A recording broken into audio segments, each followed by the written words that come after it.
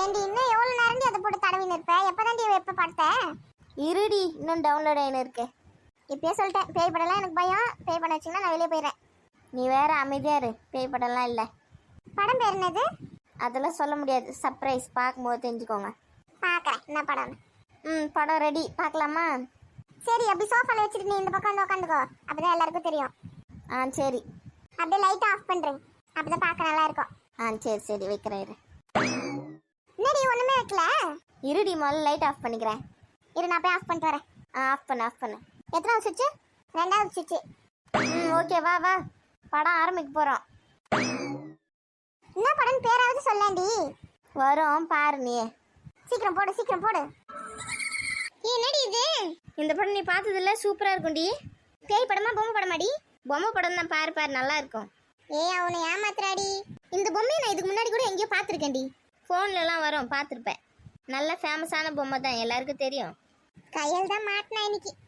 Madam பொம்மை படம்னு நினச்சி இன்ட்ரெஸ்டிங்காக பார்க்க போயிருக்காங்க. வரப்போகுது பாரு இன்னைக்கு பேய் முன்னாடி. அவங்க ஏன் அந்த பொம்மையை அவங்க வீட்டுக்கு எடுத்துன்னு போகிறாங்க? ஆமாம், அந்த பொம்மையில தான் பேய் இருக்கு. ஏன்டி இது பேய் படமா? இது கூட தெரியாமல் இவ்வளோ நேரம் உட்காந்து பார்த்து நிற்க பாரு. ஏன்டி நீ என்கிட்ட பொம்மை படம் தாண்டி சொன்னேன்.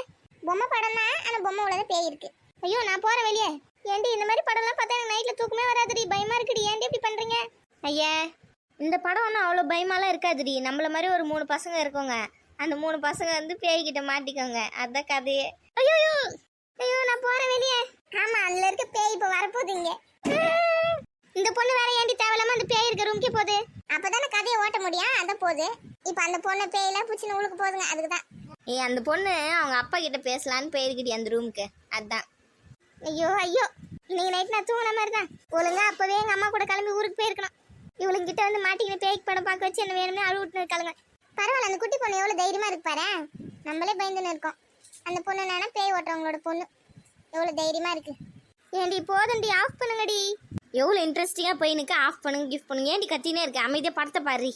நான் வெளியே போறேன், நீங்களே பாருங்க இந்த படத்தை. இருடி, இது ஒன்றும் அவ்வளோ பயமாலாம் இருக்காதுடி. நானே 2 தடவை பார்த்துருக்கேன்டி. பரவாயில்ல, நீயே பாரு. நாம என்ன உன் பக்கத்துல வந்து உட்காந்துக்கிட்டா? ஏய், உன்னை தொடக்கூடாதுன்னு அம்மா சொல்லிக்காங்க, அங்கேயே இரு. பயமா இருக்குடி. பயமா இருந்ததுன்னா தூங்கு பத்து. ஆனா படமும் இன்ட்ரெஸ்டிங்கா போயின்னு இருக்கேன். அமைதியா இரு, டிஸ்டர்ப் பண்ணே இருக்காதே. ஏக்கா, நீங்கள் சாப்பிட்டீங்களா இல்லையா? யாரடி கேட்குற, என்னையா? ஆமாம், உங்களை யார் கேட்டா? நீங்கள் தான் 10 இட்லி லபக்கு லபக்குன்னு முழுங்கன்னு தான் நான் பார்த்தனேன். கண்ணு வைக்காதடி. ஆமாம், கண் வேறு வைக்கிறாங்க. எனக்கு தான் இட்லி பத்தாமல் போச்சு. என் இட்லியும் சேர்த்து நீங்களே சாப்பிட்டீங்க. உனக்கு வேணா நீ முன்னாடியே வச்சு நின்றுருக்கணும் தட்டில். உனக்கு யாருக்கும் வேணா போல எக்ஸ்ட்ரா வச்சிருக்கீங்கன்னு நினச்சி நான் எடுத்துக்கினேன். ஒரு ஆள் 10 இட்லியே சாப்பிடுவாங்க. வாயா இல்லை வேற எதனா வாது? இவன் மட்டும் அப்படியே கம்மியாக சாப்பிட்றாமே நம்மளுக்கு சொல்ல வேண்டாம். உன்னதாங்க கேட்குற, சாப்பிட்டியா இல்லையா? நான் எங்கடி சாப்பிட்டேன்? அந்த சமோசா சாப்பிட்டதே எனக்கு வயிறு ஃபுல்லாக இருந்தது. எதுவும் சாப்பிடல. எதுவும் சாப்பிடலையா ஐயா? அதான் சொன்னேன், சமோசா சாப்பிட்டதே வயிறு ஃபுல்லாக இருந்ததுன்னு. அப்புறம் ஒரு காப்பி வேறு குச்சேனா, அதே போதும். நடுராத்திரியில் பசி எடுக்க போகுது பார். ஒரு 2 இட்லியாவது வச்சு சாப்பிட வேண்டியது தானே? ஆமாம், நீ எங்கேருந்து சாப்பிடு? அங்கேயே ஒரு காலி குண்டாக தான் இருந்தது. இந்த இட்லியும் இது தின்னு போச்சு. சரி விடு, சாப்பிட்டீங்களே, எனக்கு பசிக்கலடி, அதனால தான் நான் சாப்பிடாம இருந்தேன். என்ன சாப்பிடாம இருப்பேனா? என்னமோ போ. சரி, யாருக்கும் தூக்கம் வரலையா? இங்கே உட்காந்து கதை பேசினீங்களான்னு முடிவு பண்ணிட்டீங்களா நைட்டு ஃபுல்லா? ஏன், உனக்கு தூக்கம் வருதா என்ன? உனக்கு தூக்கம் வந்தா போய் தூங்கு. உன்னை யாருன்னா பிடிச்சி வச்சிருக்க மாதிரி பேசினுக்க. ஏண்டி, எனக்கு வரலடி. உனக்கு வருதா, அக்காவுக்கு வருதான்னு கேட்குறேன்.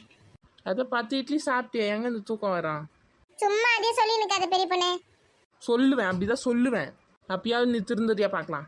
நான் இந்த வீட்டுக்கு எவ்வளோ வேலை செஞ்சு தரேன். ஒரு 10 இட்லி கூட நான் வைக்கலாம போயிட்டேன். நீ 50 இட்லி கூட தின்னுவேன் போ. அப்புறம் டயட் இருக்க போகிறேன், அது இருக்க போகிறேன்னு தூக்கின்னு வா. வாய் மேலே குத்துறனா இல்லையா பாரு. என்கிட்ட தானே வருவேன். சரிடி அம்மா, சண்டை போடாதீங்க. போய் தூங்குங்க, போங்க. மணி ஆச்சு பாரு, மணி 10 ஆகுது. எல்லாரும் தூங்கவே போயிட்டாங்க. இங்கே உட்காந்து நடுராத்தில் கதை பேசி நிற்கிறீங்க. நீ எங்கக்கா? இன்னைக்கு இங்கே ஹாலில் ஏதாவது படுக்க போறியா? இல்லடி, பசங்க கூட தான் ரூமில் தான் பத்துக்கலான்னு இருக்கேன். அங்கே எப்படி இடம் பத்தோம்? பத்தாவதுக்கு உங்கள் அண்ணன் பொண்ணு வேறு ஊர்லேருந்து வந்துக்குது. எங்கே இடம் பத்தோம்? மீனா தூக்கி மோனி கூட படுக்க வச்சுட்டு நானும் அந்த பொண்ணு கீழே பத்துக்கிறோம். சரி பத்துக்கோங்க. இங்கே படுக்கலாம் தான் நினச்சேன். நானும் பேர் என்னது பந்து போச்சேன். நானும் கையில் வந்து இங்கே பத்துக்கலாம் தான் நினச்சேன். இங்கே ஒரே கொசு பிடுங்குது. அந்த பொண்ணு வேற வந்திருக்குல ஊர்லேருந்து, எப்படி இங்கே படுக்க வைக்கிறது? அதனால ரூம்லேயே பத்துக்கிறோம். ஆமாம், ரூமில் ஏசி இருக்குது, அங்கே கொசுலாம் கடிக்காது. அங்கேயே போய் பத்துக்கோங்க கம்முன்னு. எது இங்கே கொசு கடியில் பத்துன்னு பரண்டுன்னுக்கலாம். ஆமாம்மா, ரூம்லேயே பத்துக்க போகிறோம். சரி, நீங்கள் போய் தூங்க. நான் இன்னும் ஒரு 5 நிமிஷம் இங்கே உட்காந்துட்டு அப்புறம் ஏஞ்சி போயிடுவேன். உங்களுக்கு தூக்கம் வரலையா? என்னை விட்டா நான் இங்கே கூட பத்துருவேன். அந்த அளவுக்கு கண்ணை கட்டின்னு தூக்கம் வருது. அதை 10 இட்லி சாப்பிட்டியா அப்புறம் தூக்கம் வராதா? பெரிய பொண்ணு இன்னொரு தடவை வாயில இருந்து அந்த 10 இட்லின்னு வந்ததுன்னு வச்சுக்கோ. என்ன பண்ணுவேன்? 2 நாள் சாப்பிடாம இருக்க போறியா?